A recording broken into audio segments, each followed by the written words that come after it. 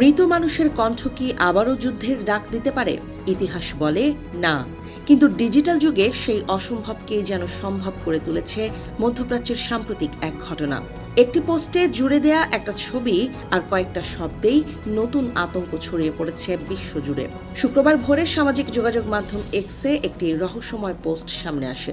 পোস্টটি করা হয় ইরানের সর্বোচ্চ নেতা আয়াতুল্লাহ আলী খামেনির ভেরিফাইড অ্যাকাউন্ট থেকে। বিষয়টি আরও বিস্ময়কর এই কারণে যে কয়েকদিন আগেই তার মৃত্যুর খবর ছড়িয়ে পড়ে আন্তর্জাতিক গণমাধ্যমে, অথচ সেই অ্যাকাউন্ট থেকেই হঠাৎ করে দেখা যায় একটি ক্ষেপণাস্ত্রের ছবি এবং কয়েকটি ছোট কিন্তু ভয়ঙ্কর শব্দ। ফার্সি ভাষায় লেখা ছিল, খোররাম শাহর মুহূর্ত এখন দিগন্তে। এই একটি বাক্যই যেন নতুন করে উত্তেজনা তৈরি করেছে পুরো মধ্যপ্রাচ্যে, কারণ খোররাম শাহর কোনো সাধারণ শব্দ নয়, এটি ইরানের অন্যতম শক্তিশালী ব্যালিস্টিক মিসাইলের নাম। প্রায় ১৩ মিটার লম্বা এই মিসাইল ১,০০০ থেকে ২,০০০ কিলোমিটার পর্যন্ত আঘাত হানতে সক্ষম। মুহূর্তেই শত্রুর আস্তানা গুঁড়িয়ে দেওয়ার ক্ষমতা সম্পন্ন প্রায় ১,৮০০ কেজি ওজনের ওয়ারহেড বহন করতে পারে এই অস্ত্র। পোস্টে থাকা ছবিতেও ছিল একই ধরনের ইঙ্গিত। সেখানে ফার্সি ভাষায় লেখা ছিল, এই অস্ত্র ইরানের তরুণদের হাতে তৈরি এবং এটি ইহুদিবাদী শাসনের হৃৎপিণ্ড গুঁড়িয়ে দিতে সক্ষম। বিশ্লেষকদের মতে এটি কেবল একটি প্রতীকী বার্তা নয়, কারণ পোস্টটি আসার মাত্র একদিন আগেই ইসরায়েলে ঘটে যায় একটি বড় হামলা। তেল আবিবের কাছে অবস্থিত বেন গুরিয়ন বিমানবন্দর এবং পার্শ্ববর্তী একটি বিমান ঘাঁটিকে লক্ষ্য করে ক্ষেপণাস্ত্র আঘাত হানে।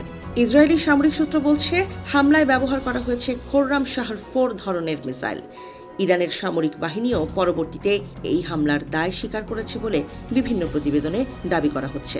তাদের বক্তব্য, প্রায় ১ টন বিস্ফোরণ বহনকারী মিসাইল সরাসরি ইসরায়েলের গুরুত্বপূর্ণ অবকাঠামোকে লক্ষ্য করে নিক্ষেপ করা হয়েছে।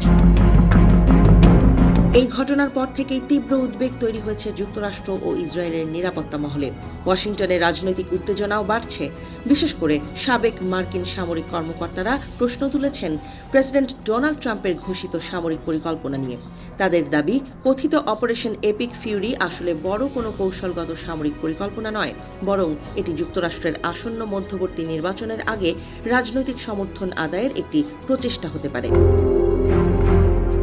এই পরিস্থিতিতে সবচেয়ে বড় রহস্য দাঁড়িয়েছে একটি প্রশ্ন, যদি খামেনি সত্যিই মারা গিয়ে থাকেন তাহলে তার এক্স অ্যাকাউন্টটি পরিচালনা করছে কে?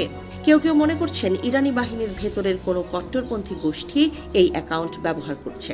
আবার অন্য বিশ্লেষকদের মতে এটি হতে পারে এক ধরনের মনস্তাত্ত্বিক যুদ্ধ, যেখানে মৃত নেতার ডিজিটাল উপস্থিতিকেই ব্যবহার করা হচ্ছে ভয় এবং বিভ্রান্তি তৈরি করার অস্ত্র হিসেবে। এর প্রভাব শুধু রাজনীতিতেই সীমাবদ্ধ নেই, বিশ্ববাজারেও এর প্রতিক্রিয়া দেখা দিতে শুরু করেছে। বিশেষজ্ঞরা আশঙ্কা করছেন, মধ্যপ্রাচ্যে উত্তেজনা আরও বাড়লে বৈশ্বিক তেলের বাজারে বড় ধরনের অস্থিরতা তৈরি হতে পারে। ভারত মহাসাগর থেকে শুরু করে লোহিত সাগর পর্যন্ত বিভিন্ন নৌপথে ইতোমধ্যেই সামরিক তৎপরতা বাড়ানো হয়েছে।